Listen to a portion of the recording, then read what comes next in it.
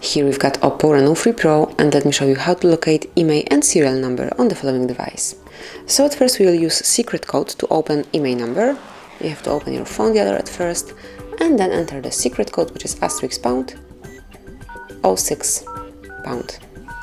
And here you've got it. So as you can see right in front of you, you've got both IMEI numbers assigned to your OPPO Reno 3 Pro, so they are assigned to both SIM cards of yours. And now we will open it through the settings. So at first you have to open the settings, then scroll down, find and open About Phone. And now over here you've got IMEI number.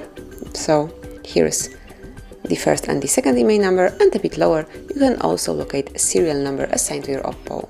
So this is it. That would be all. Thank you for watching. Please subscribe our channel and leave the thumbs up.